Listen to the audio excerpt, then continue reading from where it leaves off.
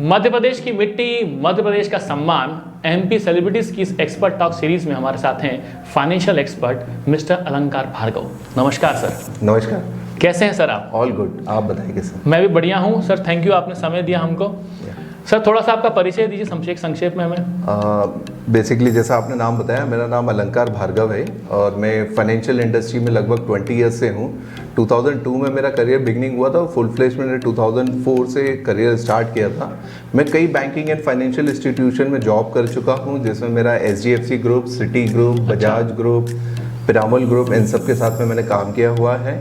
और इसके अलावा मैं अब विगत 3 वर्षों से अपनी खुद की फाइनेंशियल प्रैक्टिस कर रहा हूँ, जिसमें हम लोग डेट सिंडिकेशन करते हैं, हम लोग रिटेल में अवेयरनेस भी देते हैं कस्टमर्स को, और उसके अलावा हम कॉर्पोरेट लैंडिंग भी करते हैं, जिसमें हमारे पास कई शहर के, स्टेट के बड़े रियल एस्टेट प्लेयर्स, कई MSME इंडस्ट्रीज़ हमारे साथ जुड़ी हुई हैं, जिनके लिए हम मोर देन 50 करोड़ 100 करोड़ का भी सिंगल ग्रुप में फंड रेज करके देते हैं। बहुत बढ़िया सर, इतने सारे टेक्निकल टर्म आपने हमारे सामने पेश किए, थोड़ा हमें बताएं विस्तृत में कि फाइनेंस का मतलब क्या होता है। पहली चीज़ देखिए, फाइनेंस को एक जब आप बिल्कुल बेसिक से स्टार्ट करते हैं तो एक फाइनेंस का मतलब सिंपल लैंग्वेज में हो गया लोन लेना या फंडिंग कराना, जिसे हम डेट सिंडिकेशन के लिए बोलें। हाँ। तो इसमें जब सबसे पहले रहता था एक बेसिक, आपका जब स्टार्ट होता है तो नॉर्मल कस्टमर्स का रिक्वायरमेंट होता है एक घर खरीदना, जिसके लिए आप हाउस लोन लेते हैं। अगर आपके पास घर नहीं है और आपको व्यापार करना है तो आप एक पर्सनल लोन लेते हैं। उसके अलावा जैसा अगर आपके घर में बच्चों की एजुकेशन है तो आप एजुकेशन लोन लेते हैं। फिर इसके बाद जैसे जैसे आप ग्रो करते हैं तो आप व्यापार करते हैं, तो व्यापार के लिए आप बिजनेस लोन लेते हैं। बिजनेस लोन में बहुत सारी स्ट्रीम्स होती हैं कि कभी आप बिजनेस लोन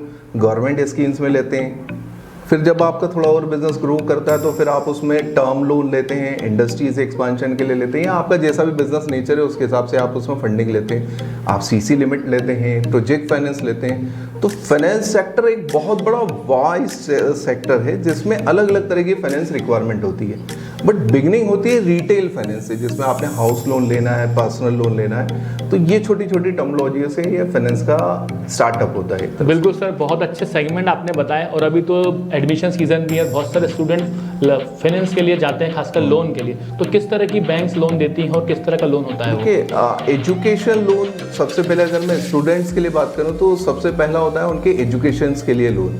तो एजुकेशन लोन्स में एक इंटरनल आपको हमेशा रहता है कि एजुकेशन लोन विदाउट सिक्योरिटी होगा, विद सिक्योरिटी होगा। बट मैं आपको इंटरनल बैंक्स की पॉलिसीज अगर बताऊं तो इसमें एक लिस्टिंग होती है। एजुकेशन लोन में कुछ प्रीमियम बैंकिंग है जो करती है, नेशनलाइज बैंक करती है, इसके अलावा कुछ रिटेल NBFCs हैं वो भी करती हैं। तो एजुकेशन लोन में सबसे पहले आपकी जो लिस्टिंग होती है कि अगर आप फॉरेन एजुकेशन में जा रहे हैं तो सबसे पहले आप PG के लिए जा रहे हैं या अंडर ग्रेजुएशन कोर्स के लिए जा रहे हैं। अगर आप अंडर ग्रेजुएशन कोर्स के लिए जा रहे हैं तो बैंक आपसे सिक्योरिटीज का डिमांड कर सकता है। अच्छा। क्या होता है कि एक स्टूडेंट ने सीधे नेटवर्क में देखा कि एजुकेशन लोन, इट मीन्स कि आपका एक मिथ बन जाता है कि एजुकेशन लोन बस मिल जाएगा बस। बट ऐसा नहीं है। अगर आप लिस्टेड, हर बैंक की अपनी लिस्टिंग होती है, टॉप कैटेगरी ऑफ यूनिवर्सिटी होती है। अगर आप उस यूनिवर्सिटी में पोस्ट ग्रेजुएशन कोर्स के लिए जा रहे हैं विच इज रिकॉग्नाइज, देखिए बैंक फाइनेंस करिए ना तो उसको रिटर्न चाहिए, कोई भी NBFC फाइनेंस करिए तो उसको उसका पैसा वापस आना चाहिए। तो वो देखते हैं कि ये टॉप लिस्टेड जो यूनिवर्सिटीज़ हैं, यहाँ पे जो स्टूडेंट पास आउट होते हैं वो 100% एश्योर्ड जॉब में होते हैं and they can repay very well. तो बैंक उस कॉस्ट फैक्टर को कंसिडर करके वहाँ पे विदाउट सिक्योरिटी लोन करती है। बट आप जब अंडर ग्रेजुएट कोर्सेज के लिए जाते हैं which is non recognization institution या यूनिवर्सिटीज़ हैं, तो वहाँ पे आपसे इसमें वो बैंक आपसे सिक्योरिटी मांग सकता है। इसलिए वो पेरेंटल सिक्योरिटी मांगता है, पेरेंटल बैकग्राउंड देखता है, आपका क्रेडिट इसको चेक करता है, जिसके बारे में हम आगे डिटेल में मैं आपको बताऊंगा। तो ये एजुकेशन लोन से रिलेटेड है। बहुत बढ़िया सर, आपने एडमिशन तो करा दिया स्टूडेंट का, अब पढ़ लिया है, नौकरी लग गई है। बहुत सारे ख्वाब होते हैं जीवन में कि घर खरीदना है, कार खरीदनी है, पैसा नहीं होता है, पर कहीं ना कहीं हमको सपोर्ट लगता है फाइनेंशियल, तो उसके लिए क्या कर सकते हैं? देखिए, जैसे ही आपका एजुकेशन कंप्लीट हुआ तो 2 सेक्टर डिफाइंड होते हैं। सबसे पहला, या तो आप जॉब में जाएंगे या फिर आप खुद का बिजनेस करेंगे। जब आप बिजनेस करते हैं तो उसमें भी 2 सेक्टर आपके ऐसे बनते हैं कि या तो आप सेल्फ एम्प्लॉयड है, सेल्फ एम्प्लॉयड मीन्स आप डॉक्टर, CA, चार्टर्ड अकाउंटेंट है, या फिर आप एक बिजनेस करने वाले, trading, manufacturing, service industry.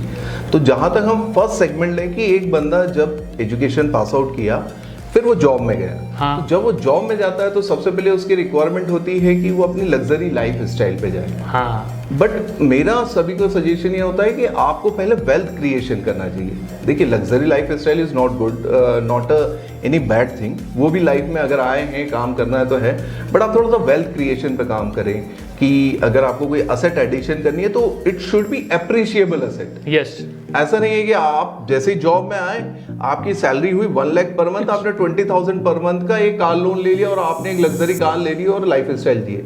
Better ये है कि अगर आपको आपकी एक्सपर्टी है, आपकी चॉइस है कि आप लिक्विड मार्केट में जाना चाहते हैं, म्यूचुअल फंड शेयर में इन्वेस्ट करना चाहते हैं, या फिर आप सेफ इन्वेस्टमेंट चाहते हैं तो आप प्रॉपर्टीज में इन्वेस्ट करें, तो कहीं ना कहीं एक इन्वेस्टमेंट ऑप्शन सबसे पहले लेना चाहिए। जैसे कई बड़े मोटिवेशनल लीडर ने कहा है कि, जैसे वॉरेन बफेट सर ने कहा था कि पहले मैं इन्वेस्ट करता हूँ, फिर जो पैसा बचता है मैं उसको एक्सपेंसेस में लेता हूँ। हाँ। तो हमारे यहाँ वो रिवर्स ट्रेंडिंग चलने लग गया। मेट्रो सिटीज में कहिए कि life style Jio, but life style Jio but उसके साथ वेल्थ क्रिएशन करो। बिल्कुल। अगर आप एक स्टार्टिंग एज ऑफ 20-21 ईयर्स में अगर आपने वेल्थ क्रिएट किया है ना, तो ऑन द एज ऑफ 30-35 जब आप हायर प्लानिंग करोगे ना तो बहुत सक्सेसफुल होगी, क्योंकि आपके पास एक कुछ क्वांटम ऑफ अमाउंट होगा।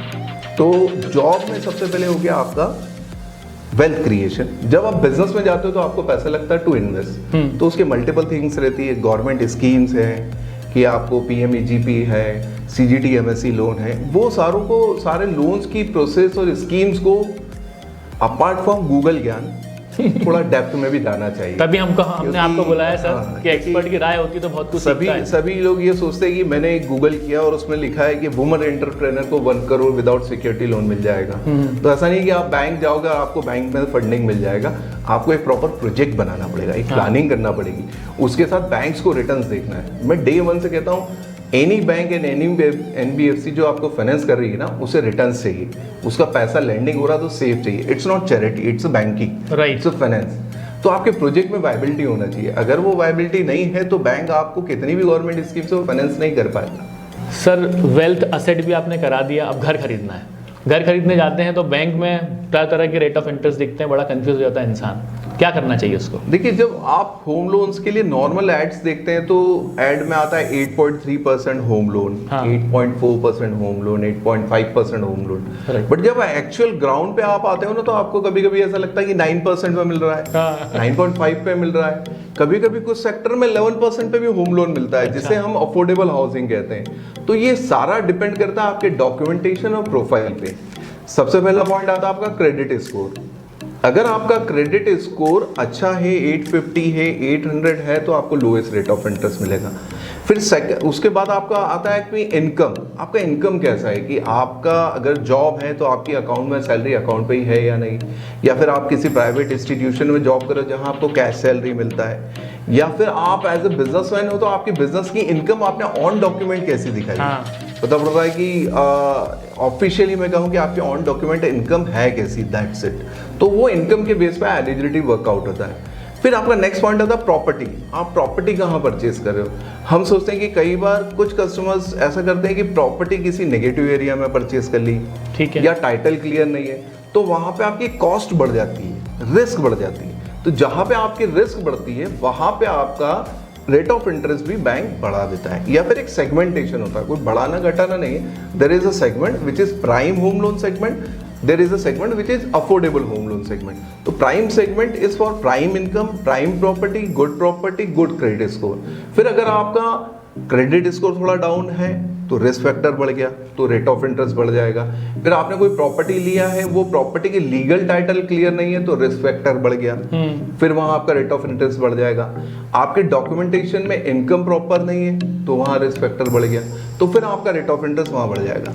तो सबसे पहला बेसिक कॉन्सेप्ट ये होता है कि आपकी डॉक्यूमेंटेशन एंड कंप्लायंसेस प्रॉपर, तो सबसे पहले हमें उसी पर फोकस करना चाहिए। बहुत बढ़िया सर, ये आम इंसान के तो बता दिया, पर कोई कुछ लोग होते हैं जिनका बिजनेस होता है और बिजनेस में भी सपोर्ट चाहते हैं, वो फाइनेंस चाहते हैं, लोन चाहते हैं, तो वो क्या कर सकते हैं? बिजनेसमैन जो नॉर्मली फंड अवेल करते हैं, सबसे पहले अगर एक ट्रेडर है तो वो CC लिमिट लेगा अपने ट्रेडिंग बिजनेस बढ़ाने के लिए, जिसके लिए बैंक से वो प्राइवेट या नेशनलाइज इंस्टीट्यूशन पे जाएगा और फिर वो लिमिट्स के लिए अपने स्टॉक के अगेंस्ट में लेगा। एक बिजनेसमैन अगर मैन्युफैक्चरर है तो वो मैन्युफैक्चरिंग एक्टिविटी स्टार्ट कर रहा है, तो बीइंग यंग एंटरप्रेन्योर अगर किसी ने बोला कि मुझे एक गारमेंट मैन्युफैक्चरिंग यूनिट डालना है तो फिर उसे अपना एक प्रोजेक्ट की पहले एक raw costing and basic draft बनाना होता है कि एग्जांपल जैसे रेडीमेड गारमेंट का है कि मुझे इतनी स्टिचिंग मशीन्स लगेगी, मुझे एक प्लांट लगेगा, मैं प्लांट लीज पे ले रहा हूँ या फिर वो आपका प्लांट परचेज कर रहा हूँ, फिर उसके बाद उसका एक रॉ मटेरियल एक्सपेंसेस लगेगा। जब अपना basic draft and costing plan कर लेगा, फिर उसे अपना मार्जिन प्लान करना होगा। कि ऐसा नहीं है कि आपने डिसाइड किया कि मुझे 2 करोड़ का एक प्लांट डालना है, बैंक के पास गया, बैंक ने आपको 2 करोड़ फाइनेंस कर दिया। बैंक भी देखेगा कि आप अपना मार्जिन कितना इन्वेस्ट कर रहे हो। जितना ज़्यादा आपका मार्जिन इन्वेस्टमेंट है, उतना ज़्यादा आप मोटिवेशनली, इंटरनली, पर्सनली, प्रोफेशनली उसमें इन्वॉल्व हो। तो बैंक ये देखेगा कि आपका 75% बैंक ने फाइनेंस किया, 25% आपको इन्वेस्ट करना है। तो जब भी आप कोई नए बिजनेस को प्लान करें तो you should have a margin capital to invest in business. Otherwise bank में आप चक्कर काटते रहेंगे, फाइनेंस नहीं होगा। तो एक ये हो गया। सर्विस इंडस्ट्री में आप कोई भी बिजनेस कर रहे हैं तो आपके एक सेटअप के लिए आपको एक्सपेंसेस लगते हैं। तो इस टाइप के बिजनेस लोन्स और प्रोजेक्ट होते हैं। फिर एक रनिंग बिजनेस में कई बार बिजनेसमैन अनसिक्योर्ड लोन भी लेते हैं, जो प्राइवेट इंस्टीट्यूशन से मेजरली फाइनेंस होता है, विच इज फॉर 3 years, जिसमें आपका बैंकिंग एंड फाइनेंस से आपके टर्नओवर बेसिस पे, आपकी इनकम के बेसिस पे फाइनेंस होते हैं। तो ये भी कई बार बिजनेसमैन अवेल करते हैं, विच इज गुड टूल की 3 years के लिए आपने फाइनेंस लिया और इजीली रीपे हो गया। सर तरह तरह की स्कीम्स भी है गवर्नमेंट की, और किस तरह की स्कीम्स इस्तेमाल कर सकते हैं, कहाँ से हमको पता लगती है सारी स्कीम्स? ये गवर्नमेंट्स की स्कीम्स जो होती हैं, आपको एक स्टार्टअप स्कीम्स हैं जिसमें आपको फंडिंग मिलती है। फिर उसके बाद आपकी एमएसएमई की स्कीम्स होती हैं। सबसे ज़्यादा गवर्नमेंट में एमएसएमई में सीजीटी एमएससी स्कीम्स जो है, क्रेडिट गारंटी प्रोग्राम होता है, जिसमें एमएसएमई के लिए स्कीम्स होती हैं, जिसमें आपको विदाउट सिक्योरिटी गवर्नमेंट बैंक आपको फंड प्रोवाइड करती है, जिसकी गारंटी की एक फीस होती है जो आपको डिपॉजिट करनी होती है। इसमें आपका कोई भी आप प्रोजेक्ट बनाते हैं तो उसका 75% आपको फाइनेंस होता है, 25% आपका इन्वेस्टमेंट होता है। फिर पीएमईजीपी स्कीम्स होती है, मुख्यमंत्री उद्यम योजना होती है, प्रधानमंत्री उद्यम योजना होती है। ये सारी स्कीम्स का क्रक्स सिर्फ यही है कि आपको विदाउट सिक्योरिटी फंडिंग मिले, दैट फॉर योर प्रोजेक्ट। आपको प्रोजेक्ट रिपोर्ट तैयार करना होगी, आपको एक प्रोजेक्ट प्लान करना पड़ेगा, उसमें आपको भी आपका इन्वेस्टमेंट लाना पड़ेगा, फिर आपको बैंक से फाइनेंस होगा। इसमें सब्सिडी स्कीम्स भी होती हैं। एमएसएमई की जितनी स्कीम्स होती हैं उसमें अलग अलग तरह का सब्सिडी है। आप एक इंडस्ट्रियल स्कीम्स गए तो इसमें अप टू 40% आपका कैपिटल सब्सिडी होता है। आप फूड प्रोसेसिंग यूनिट में जा रहे हैं तो फूड प्रोसेसिंग सेक्टर का एक सब्सिडी होता है। अगर आप एग्री बेस्ड बिजनेस कर रहे हैं कि आप कोई वेयर हाउस बनाना चाहते हैं तो उसमें अप टू 33% कैपिटल सब्सिडी होता है। उसमें आपका 3% का आपका इंटरेस्ट सब्सिडी होता है। आप एक सर्विस इंडस्ट्री में होटल्स में जा रहे हैं तो होटल्स में स्टेट गवर्नमेंट के डिफरेंट सब्सिडी है कि यूपी गवर्नमेंट का एक अपना इंडिविजुअल होगा, मध्य प्रदेश में एमपी टूरिज्म कॉर्पोरेशन जो है वो आपको सब्सिडी प्रोवाइड करता है। आप कोई हॉस्पिटल्स में जा रहे हैं तो हॉस्पिटल में भी सब्सिडी होती है, वो state wise health care department की होती है। तो सब्सिडी को स्प्लिट करें तो 2 पार्ट में होती है, एक आपकी स्टेट गवर्नमेंट क्या सब्सिडी प्रोवाइड कर रही है, एक आपका सेंट्रल गवर्नमेंट क्या प्रोवाइड कर रही है। तो सेंट्रल गवर्नमेंट सब्सिडी आप पता करें आपकी लिए क्या अवेलेबल है, और आप जिस पर्टिकुलर स्टेट में बिजनेस करने वाले वहाँ पे आपको क्या सब्सिडी स्कीम्स मिलेगी, वो आपको लोकली थोड़ा सा देखना पड़ेगा। सर क्या सिबिल से लोन मिलता है या सिबिल ही लोन अप्रूव करता है? मतलब हमको बड़ा प्रश्न रहता है मन में, और सिबिल है क्या समझ में नहीं आता, कभी बिगड़ जाता है, कभी अच्छा हो गया, क्या करना चाहिए हमें? देखिए, सबसे पहले तो आप ये समझिए सिबिल एक पर्टिकुलर स्कोर कार्ड नहीं है। अच्छा। इसकी टर्मिनोलॉजी है credit score. Okay. Credit score जो होता है ना, उसको निकालने के लिए, आपके क्रेडिट स्कोर को चेक करने के लिए CIBIL is one of vertical. CIBIL है, उसके अलावा क्रिफ है, आपका एक्यूफेक्स है, एक्सपीरियन है। ये 4 इंस्टीट्यूशन है जो आरबीआई ने ऑथराइज करा है to check your credit score. Okay. तो फर्स्ट तो ये टर्मिनोलॉजी है कि that is your credit score, not CIBIL. तो सिबिल भी हो सकता है आपका, या क्रिफ भी हो सकता है, आपके अदर स्कोर्स भी हो सकते हैं। तो ये ना एक लोगों की मिथ बना हुआ है कि सिबिल जो कंपनी है वो आपका लोन प्रपोजल रिजेक्ट करेगा या अप्रूव करेगा। ऐसा कुछ नहीं है। CIBIL is a middle man. Okay. आप एज ए बैंकर हो, मैं एज ए बोरोर हूँ, तो सिबिल के पास आपका रेगुलर डेटा है कि मेरे रीपेमेंट कैसे चल रहे हैं या किसी की क्रेडिट हिस्ट्री कैसी चल रही है। उसके बेस पे वो एक टर्मिनोलॉजी या रेटिंग बनाता है जिसको हम स्कोर्स कहते हैं। तो अगर आपका एक पर्सनल सिबिल स्कोर की बात करूं, जिसे आप क्रेडिट स्कोर बोलते हैं, तो एक पर्सनल क्रेडिट स्कोर को बोले तो उसमें एक 650 एंड बिलो अगर आपका क्रेडिट स्कोर है, इट मीन्स आपके रीपेमेंट्स में कहीं ना कहीं प्रॉब्लम है, आपके रीपेमेंट रेगुलर नहीं है या डिले हैं या कोई डिफॉल्ट्स हैं। फिर क्रेडिट स्कोर 650 से थोड़ा सा इंप्रूव होता है। अगर आपका 750 क्रेडिट स्कोर है तो इसका मतलब ये है कि आपका डिसेंट क्रेडिट स्कोर है, आपके रीपेमेंट्स बहुत ओके चल रहे हैं। अगर आपका क्रेडिट स्कोर 800 प्लस या 850 प्लस है, इट मीन्स आपके सारे लोन्स रीपेमेंट रेगुलर है, ऑन टाइम है, आपका क्रेडिट यूटिलाइजेशन प्रॉपरली चल रहा है। इसके बेस पे आपकी सारी टर्मिनोलॉजी डिसाइड होती है। एंड बैंक के लिए एक एनालिसिस फैक्टर है, क्योंकि बैंक आपके सारे ट्रैक रिकॉर्ड इंटरनली देख नहीं पाता है। तो ये क्रेडिट स्कोर कंपनीज जो होती हैं वो आपका पूरा एनालिसिस देती हैं। तो basically it's a pool of all banks and financial institution at one place, जहाँ पे कोई भी कस्टमर अप्लाई करता है तो वो पूल में से उसकी पूरी डिटेल निकाल के एक स्कोर बेसिस बना के बैंक आगे रिप्रेजेंट करता है क्रेडिट स्कोर। ये प्रश्न भी आता है, सिविल खराब हो गया मेरा, तो क्या चीज़ें अफेक्ट करती है सिविल को? देखिए, क्रेडिट स्कोर जो रहता है ना, उसको खराब होना या कम होना, ज़्यादा होना, वो आपकी स्कोरिंग के बेस पे है।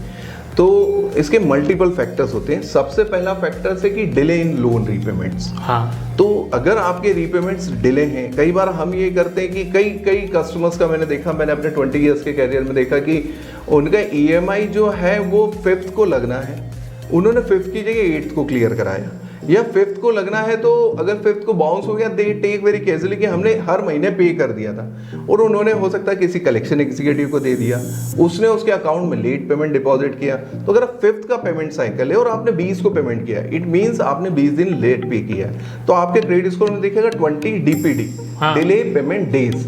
तो वो आपके इम्पैक्ट कर रहा है। जैसे आप और मैं, आपने मुझे पैसा दिया, मैंने आपको बोला था मैं आपको 5 को पे करूंगा, बट मैंने पे किया 30 तारीख को, तो आपके लिए मैं डिफॉल्ट हो गया। तो ये आपका इरेगुलरिटी ऑफ रीपेमेंट हो जाता है। इसके बाद आता है आपने मल्टीपल टाइम इंक्वायरीज करी है कि एक लोन आपका रिजेक्ट हो गया, फिर दूसरी जगह तीसरी जगह मल्टीपल टाइम लग रहा है, तो उससे भी टाइमली आपका क्रेडिट स्कोर जो होता है वो डाउन होता है। अच्छा होता है।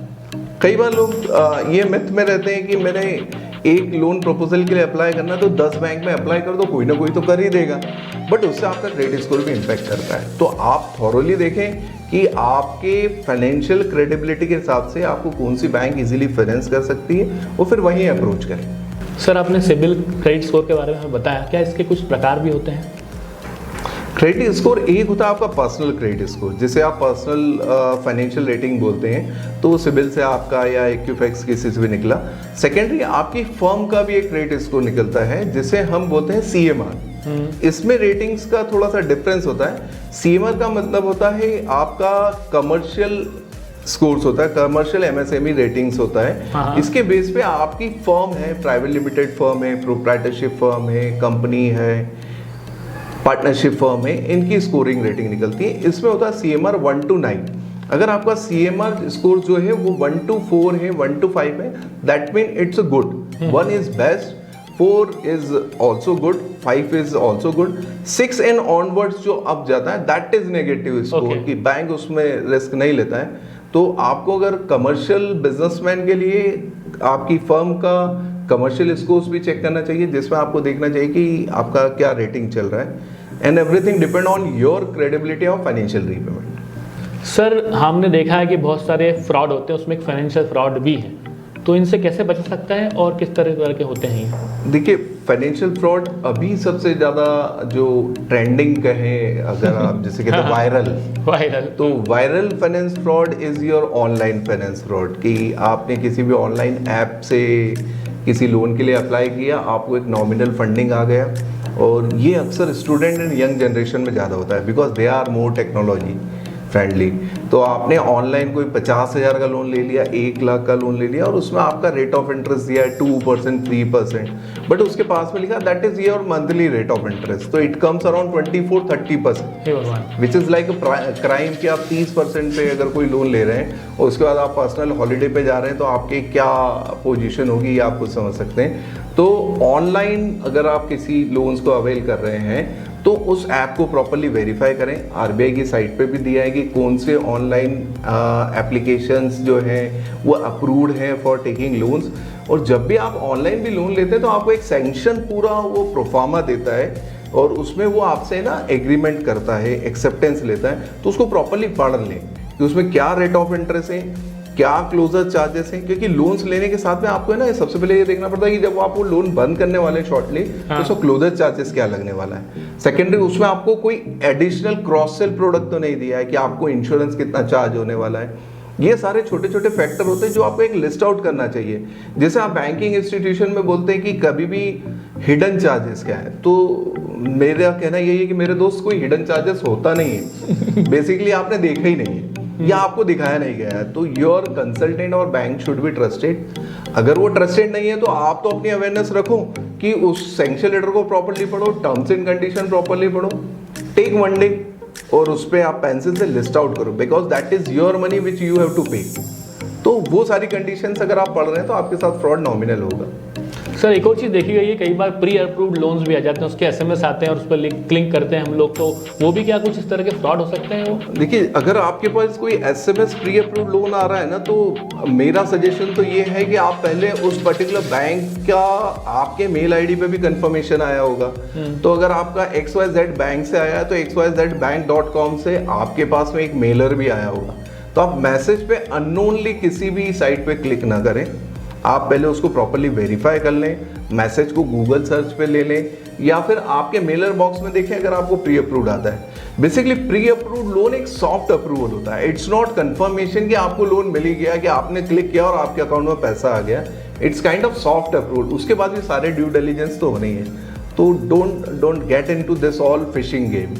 सर आपने एक बात बताई इतनी सारी हमें कि हमें ध्यान रखना चाहिए, पर कई बार ऐसा होता है कि इंसान ध्यान नहीं रखता और फिर फंस जाता है वो, फिर उसको ऐसे कदम उठाना पड़ते हैं जीवन में जिससे उसका जीवन परिवार सब खत्म हो जाता है।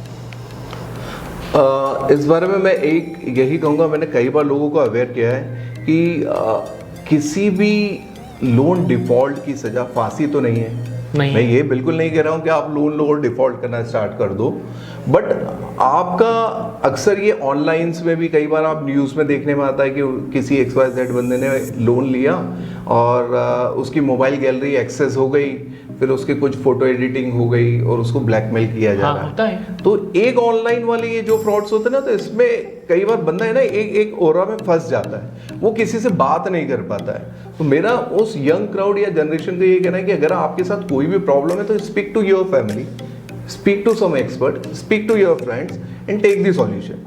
ऐसा नहीं है कि आपका कोई गैलरी कर देगा, एवरीथिंग इज नोन कि कितना एडिटिंग हो रहा है। अगर कोई गलत हो भी जाए तो आपको सुसाइड करने की क्या जरूरत है? बिल्कुल सर, हर चीज को फेस करना होता है लाइफ में, फाइनेंस हो, बिजनेस हो या पर्सनल लाइफ हो, उसको फेस करें, उसको सॉल्व करें। सेकेंडरी, कई बार लोग बड़े डेट होने के बाद भी सुसाइड का कदम उठा लेते हैं, तो I don't think it's suggestible. Life is very important. आप सिस्टमेटिकली उतना ही फंडिंग अवेल करें जितना आप पे कर सकते हैं, और गलती से अगर आपने ज़्यादा फंडिंग ले लिया है तो उसको एक प्रायोरिटाइज करें कि आपका शॉर्ट टर्म लोन्स कौन से हैं, लॉन्ग टर्म लोन्स कौन से हैं, हायर EMI लोन्स कौन से हैं, शॉर्टर EMI लोन्स कौन से हैं। तो जो आपके higher EMI and shorter loan amount loans है उसको पहले आप पे कर दें, फिर आपका लॉन्गर जो लोन्स है जिसमें शॉर्टर EMI है उसको ग्रेजुअली पे करते चलें। तो ऐसे आपको आपकी प्लानिंग करनी पड़ेगी अगर आप लिक्विडिटी में फंस जाते हैं तो। बट किसी भी चीज़ का सॉल्यूशन जो है सुसाइड नहीं है। बिल्कुल सर, जिंदगी बहुत खूबसूरत है, बहुत अच्छी बात आपने बताई। सर मध्य प्रदेश भी आगे बढ़ता जा रहा है और बहुत सारे इन्वेस्टमेंट हो रहे हैं, नए नए बिजनेस खुल रहे हैं, तो आप कैसे देखते हैं मध्य प्रदेश को? मध्य प्रदेश का सबसे बड़ी बात तो ये कि it's a centre of India, so that is on logistic part अगर कहें तो जितना इन्वेस्टमेंट मध्य प्रदेश में हो रहा है, I don't think any other state में कहीं हो रहा हो, एक्सेप्ट पोर्ट जहाँ पे है वहाँ पे होता है। तो लॉजिस्टिक पॉइंट ऑफ व्यू से Madhya Pradesh is central, trading point of view से Madhya Pradesh is central, resources is very good, government is very positive for this. तो everything, the mixing of government and aura particular, there is no any communalism in Madhya Pradesh की आपको कोई particular caste या reason का होना जरूरी है मध्य प्रदेश में बिजनेस करने के लिए। तो scope is there, people are investing like anything, and I believe the MP will be on very high position very soon. It's very growing. बिल्कुल सर इतनी बातें बताई, लेकिन कुछ ऐसे मंत्रा, कुछ ऐसे टिप्स दे रहे हमारे व्यूअर्स को तो वो सही तरीके से फाइनेंशियल फ्रीडम अचीव कर पाएँ। देखिए, फाइनेंशियल फ्रीडम के बारे में मैं एक चीज़ कहूँगा कि कई बार आप यंग जनरेशन स्पेशली जो एक कॉन्सेप्ट लेके चलती है कि retirement age, financial retirement age, तो मेरे दोस्त मैं तो आपको ये कहूँगा there is no retirement in life. अगर आपने लाइफ में रिटायरमेंट ले लिया तो योर लाइफ इज एंड। बिल्कुल। तो अल्टीमेटली अगर मैं कहूँ कि एक बड़े बिजनेसमैन है, बी इट टाटा, अंबानी या XYZ, अगर वो रिटायरमेंट ले भी ले तो उनका तो लाइफ सेट है, but still they are working, then why we should stop the working? Yes, you should have financial freedom for your personal life. For that, you should have awareness of financial sector. आपको हर loans की एक awareness होना चाहिए. अगर आपको कहीं भी कोई अवेयरनेस नहीं है तो speak to the people, take the some data analysis, और उसके बेस पे आप अपनी फाइनेंशियल डिसीजन करें और take it as a positively, और कोशिश करें कम से कम फ्रॉड जो हो सके आपके साथ. तो life is like anything. Banking fund is the best tool to use the business and your personal life. एक मार्केट से 2% 3% पे फंड लेने से अच्छा है कि आप बैंकिंग से फाइनेंस लें और उसको अच्छे तरीके से यूज़ करें. बहुत बढ़िया सर, बहुत अच्छा लगा आपसे बात करके, इतनी अच्छी आपने टिप्स दी. उम्मीद है हमारे व्यूवर्स को भी बहुत अच्छा लगेगा ये फाइनेंशियल एक्सपर्ट से बात करके, उनकी टिप्स जानकर. ऐसी कहानियाँ और ऐसे ही टॉक लेकर आता है हमारा MP सेलिब्रिटीज़. धन्यवाद सर. हमारे पेज को लाइक करें, शेयर करें इस वीडियो को, सब्सक्राइब करें यूट्यूब चैनल को. Thank you.